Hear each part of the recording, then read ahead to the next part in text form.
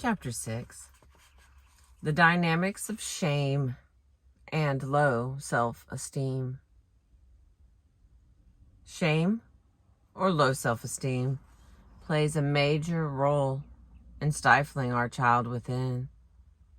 Shame is both a feeling or emotion and an experience that happens to the total self, which is our true self or child within, from Fisher, Kaufman, and Kurtz.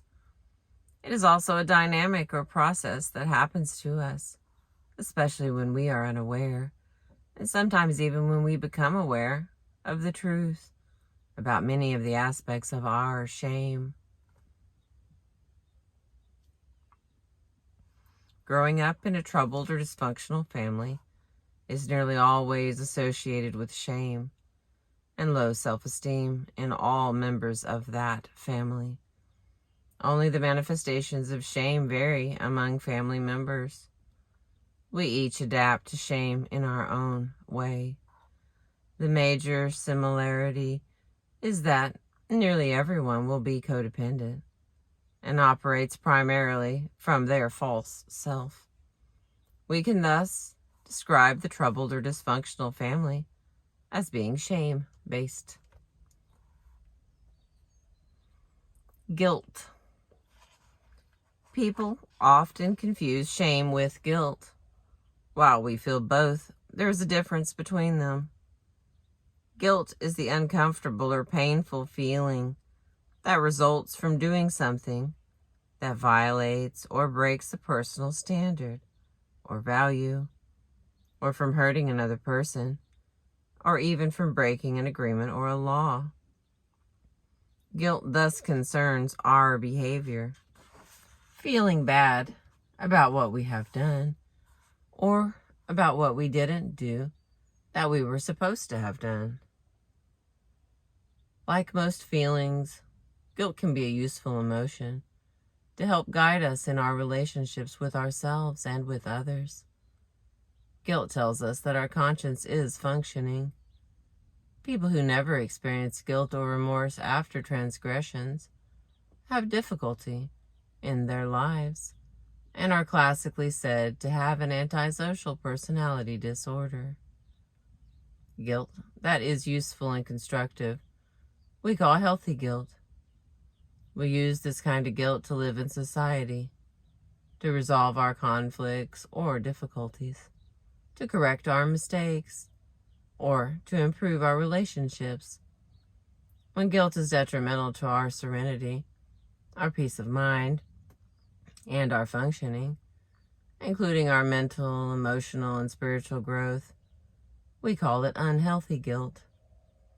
People from troubled or dysfunctional homes or environments often have a mixture of healthy and unhealthy guilt. Unhealthy guilt is usually not handled or worked through and lingers on, at times becoming psychologically and emotionally disabling. Our responsibility to family overcomes our responsibility to our true self. There may also be survivor guilt, wherein the person feels guilty and unworthy for leaving and abandoning others in a troubled environment, or surviving in life after others may have failed. Guilt can be relieved substantially by recognizing its presence and by then working it through. This means that we experience it and discuss it with trusted and appropriate others. In its simplest resolution, we may apologize to the person whom we have harmed or deceived and ask their forgiveness. In its more complex forms, we may have to talk about the guilt in more depth, perhaps in groups or in individual therapy. Guilt is often easier to recognize and resolve than is shame. Shame. Shame is the uncomfortable or painful feeling that we experience when we realize that a part of us is defective, bad, incomplete, rotten, phony, inadequate, or a failure. In contrast to guilt, where we feel bad from doing something wrong. We feel shame from being something wrong or bad. Thus, guilt seems to be correctable or forgivable, whereas there seems to be no way out of shame. Our child within, or our true self, feels the shame and can express it in a healthy way to safe and supportive people. Our codependent or false self, on the other hand, pretends not to have the shame and would never tell anyone about it. We all have shame. Shame is universal to being human. If we do not work through it and then let go of it, shame tends to accumulate and burden us more and more until we even become its victim. In addition to feeling defective or inadequate, shame makes us believe that others can see through us, through our facade, into our defectiveness. Shame feels hopeless, and no matter what we do, we cannot correct it. Fisher, 1985, Kaufman, 1980. We feel isolated and lonely with our shame, as though we are the only one who has the feeling. What is more, we may say, I'm afraid to tell you about my shame, because if I do, you'll think I'm bad, and I can't stand hearing how bad I am.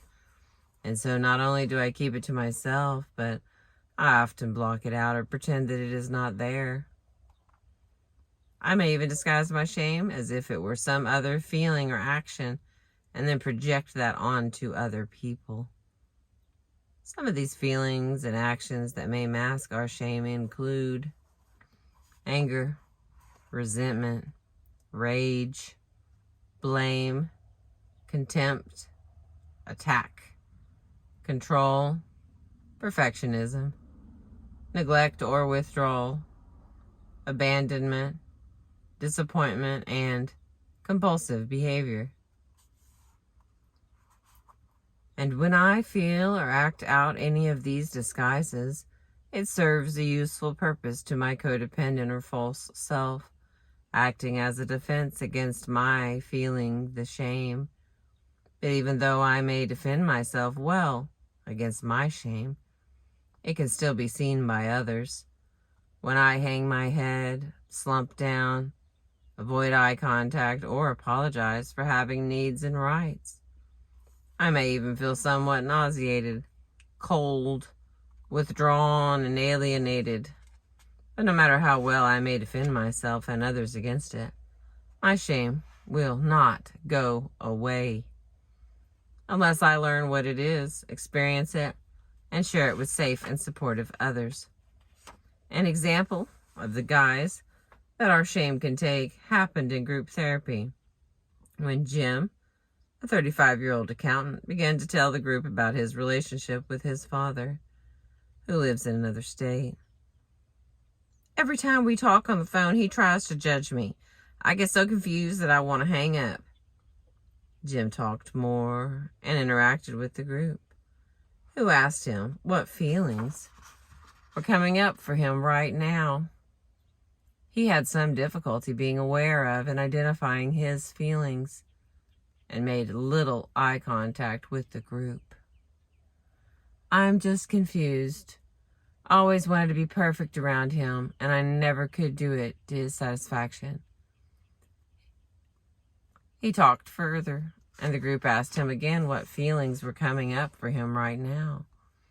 I feel fear, some hurt, and I guess I'm a little angry. As a group leader, I also asked him if he might be feeling some shame, as though he were somehow an inadequate person. He said, no, why would you think of that? I pointed out that his drive to be perfect, his avoidance of eye contact, and the way he described his relationship with his father suggested to me that he was feeling some shame. A tear came to his eye, and he said he would have to think about that. Where does our shame come from? Our shame seems to come from what we do with the negative messages the negative affirmations and beliefs and rules that we hear as we grow up. We hear these from our parents, parent figures, and other people in authority, such as teachers and clergy. These messages basically tell us that we are somehow not all right, not okay, that our feelings, our needs, our true self, our child within is not acceptable. Over and over we hear messages like, "Shame on you. You're so bad. You're not good enough." We hear them so often and from people on whom we are so dependent and to whom we are so vulnerable that we believe them. And so we incorporate or internalize them into our very being. As if that were not enough, the wound is compounded by negative rules that stifle and prohibit the otherwise healthy healing and needed expression of our pains. Rules like, don't feel, don't cry, and children are to be seen and not heard. And so not only do we learn that we are bad, but that we are not to talk openly about any of it. However, these negative rules are often inconsistently enforced, as described in the previous chapter. The result? Difficulty in trusting rule makers and authority figures, and feelings of fear, guilt, and more shame. And where do our parents learn these negative messages and rules? Most likely from their parents and other authority figures. There's a table 6 here. It has the negative rules and negative messages commonly heard in alcoholic or other troubled families. These are the negative messages, negative rules. Don't express your feelings. Don't get angry. Don't get upset. Don't cry. Do as I say, not as I do. Be good, nice, perfect. Avoid conflict or avoid dealing with conflict. Don't think or talk, just follow directions. Do well in school. Don't ask questions. Don't betray the family. Don't discuss the family with outsiders. Keep the family secret. Be seen and not heard. No backtalk. Don't contradict me. Always look good. I'm always right. You're always wrong. Always be in control. Focus on the alcoholic's drinking or troubled person's behavior. Drinking or other troubled behavior is not the cause of our problems. Always maintain the status quo. Everyone in the family must be an enabler. The column of negative messages is, shame on you. You're not good enough. I wish I'd never had you. Your needs are not all right with me. Hurry up and grow up. Be dependent. Be a man. Big boys don't cry. Act like a nice girl or a nice lady. You don't feel that way. Don't be like that. You're so stupid or bad, etc. You caused it. You owe it to us. Well, of course we love you. I'm sacrificing myself for you. How can you do this to me? We won't love you if. You are driving me crazy. You'll never accomplish anything. It didn't really hurt. You're so selfish. You'll be the death of me yet. That's not true. I promise. Though they break it. You make me sick. You're so stupid. We wanted a boy or a girl. And then you and a blank space. The shame-based family. When everyone in a dysfunctional family comes from and communicates with others from a base of shame, it may be described as being shame-based. Parents in such a family did not have their needs met as infants and children, nor usually as they continued into adulthood. They often use their children to meet many of these unmet needs. Shame-based families often, though not always, have a secret. This secret may span all kinds of shameful conditions, from family violence to sexual abuse to alcoholism to having been in a concentration camp. Or the secret may be more quiet, as a lost job, a lost promotion, or a lost relationship. Keeping such secrets disables all members of the family, whether or not they know the secret. This is because being secretive prevents the expression of questions, concern, and feelings, such as fear, anger, and shame, and guilt. And the family thus cannot communicate freely, and the child within of each family member remains stifled, unable to grow and to develop. Boundaries. Paradoxically, even though the family may communicate poorly, its members are nonetheless highly connected emotionally and through denial of and loyalty about keeping the secret. Often one or more members are dysfunctional in some capacity, so other members take on their roles. Everyone learns to mind everyone else's business one way or another. What results in a group of family members who are enmeshed, fused, or who have invaded or overtaken one another's boundaries. The boundaries of healthy and individuated people schematically look something like the following. And there's some pictures here. I'll have to add to it. Circles touching and not touching. Healthy relationships are open, flexible, allow the fulfillment of one another's needs and rights, and support the mental, emotional, and spiritual growth of each person.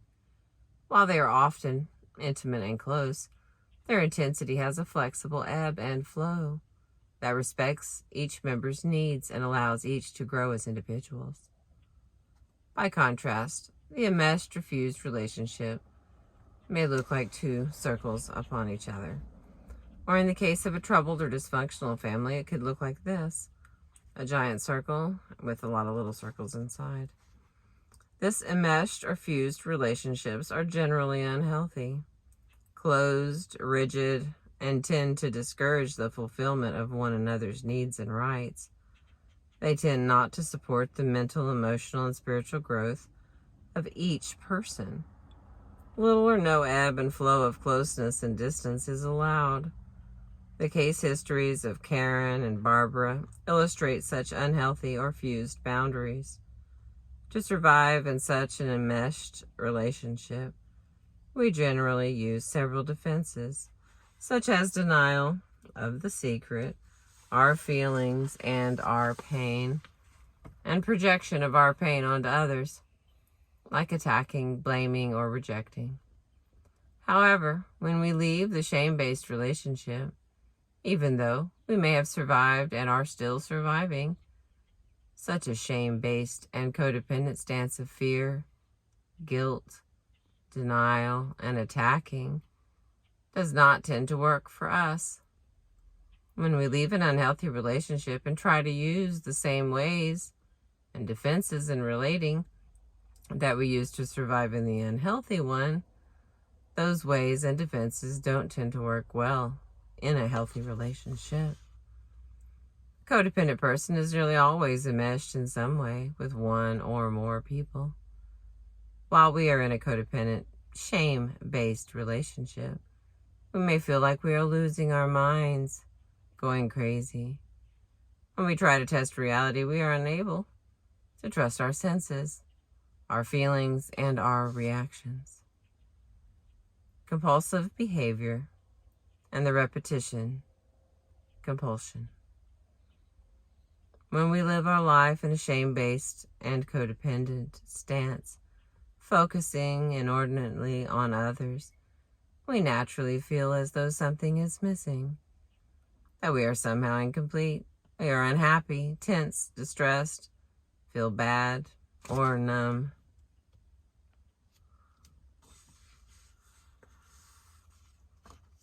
But to be real seems too threatening to us. We've tried being real with others, and too often we're rejected or punished for it. And so to be real again, to express our feelings and get our other needs met, it just seems too scary. Besides, we are not used to doing this, so we defend ourselves against realizing our real needs and feelings.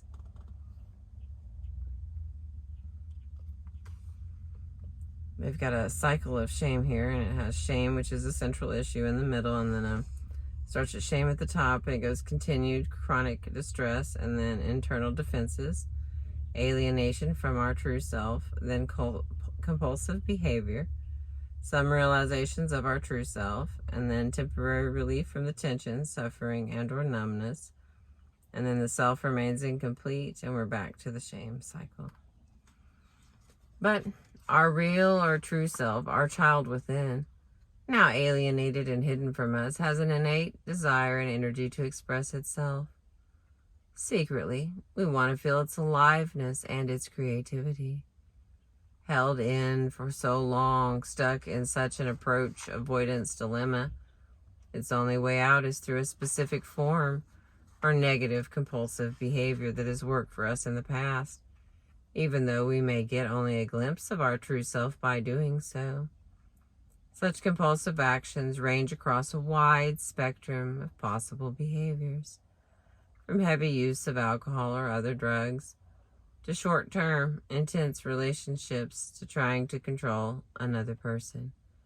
It may involve overeating, oversexing, overworking, overspending, or even overattending self-help group meetings. This compulsive behavior tends to be negative in some way, such as self-destruction or other destruction. It may produce a crisis as a side effect, or may precipitate a crisis for self and for others. While we can control the behavior to some extent, we have some degree of willpower over it, in that we may even plan it. It often occurs impulsively and automatically, as if by a reflex. When we behave compulsively, we usually get temporary relief from tension, from suffering, and from numbness, even though we may feel some shame about it, and even though of short duration, we feel alive again. However, later we are left feeling shameful and incomplete. This type of behavior has also been called the repetition compulsion. It comes about from unsolved internal conflicts that we carry in our unconscious mind, the place within us of which we are not usually aware. A way out. From the recovery experience of hundreds of thousands of people, we know that there is an effective way out of this constricting and binding effect of shame, to tell the story of our suffering to safe and supportive others. What we expose and share is our child within, our true self, with all of its weaknesses and all of its strengths. We cannot heal our shame alone. We need others to help us heal ourselves. They validate our predicaments and our pain, and they accept us as we are. And when we hear others tell their stories and share their shame, we help them to heal their shame. Doing so helps us as well. By such sharing and listening, we begin to practice the principles of unconditional love. Such sharing and storytelling is heard and seen countless times each day, whether in self-help groups, group therapy, individual therapy, or between intimate friends. The final section, chapter 6, blocks to healing. As we begin to heal our shame, we may encounter stumbling blocks within us that prevent us from going ahead with our healing. These blocks include negative attitudes that we may have about ourselves, memories of facial expressions or other images, and people that made us feel shameful in the past that we now see in other people, and the binding by shame of some important areas in our lives. These areas may include the following. Number 1, feelings. Number 2, drives like sexuality, aggression, hunger, and the need for intimacy. Number 3, needs. Number 4, thoughts, especially any bad ones. For example, any time that we feel hurt by an authority figure, such as one of our parents, we may feel anger. However, the anger quickly changes into or is covered up by feeling shame. We may also begin to feel fearful and confused, because all these feelings may begin to feel overwhelming, as though we might lose control. We quickly suppress all of them and become numb. During this and for several minutes afterward, we can become dysfunctional in varying degrees. This whole process may take just a few seconds, but we may feel as though we are helpless little children again. Such an occurrence has been called age regression, or revision to an earlier survival mechanism. Tom is a 45-year-old attorney and a father of 2. He tells in group therapy of his discovery of regression to a younger age. It took me 45 years to see what happened when my father put me down. Last month, when I visited him and my mother within 5 minutes of arriving, my father tried to put me down by making a joke about my being an attorney. He said, "Here comes the shyster lawyer," and then looked at me, my mother, brother, and sister to see if we'd laugh with him. With the help of this group, I've learned how I reacted. I suddenly felt confused, helpless, and angry, as though I were 5 years old again. I hung my head and went numb. It was a horrible feeling that I've had hundreds of times growing up, and I still have it when he does that. I also have it around people who try to tease me or judge me. What I'm realizing is that doing that is one of his main ways of handling conflict or tension in our family. He tries to make a joke or tease or put down whomever he is in conflict with. His other way was to leave the person, abandon them, so that the conflict was never handled.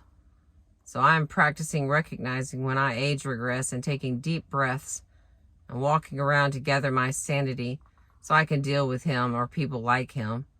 I'm setting limits with my father now when he does that. I'm saying to him, "I don't like it when you joke about my career like that, and I won't visit you anymore if you keep doing that." We can begin to break free of a shame bind or an age regression by becoming aware of it. When it occurs, we recognize it. And when we recognize it, take several slow, deep breaths. Doing this will allow us to relieve us of our confusion, our numbness, and our dysfunction, and allow us increased awareness of what is happening, so that we can better take control of ourselves. Instead of being paralyzed, confused, and dysfunctional codependents, we pull ourselves right back into our true selves, and we continue to function as our true selves by getting up and walking around and observing reality around us. If we are with safe and supportive people, we can then begin to talk about how we feel. We may also leave the person who is mistreating us. Even if we don't leave, we can gain comfort by grasping our car keys, a symbol of our ability to get away. We also discover that age regression may even be advantageous to us. It tells us immediately that we are being mistreated, or we are being reminded of being mistreated. And when we know that we are being mistreated, we can explore ways of taking action to remedy the situation and to avoid the mistreatment. We know that there is a way out. We are beginning to heal our child within.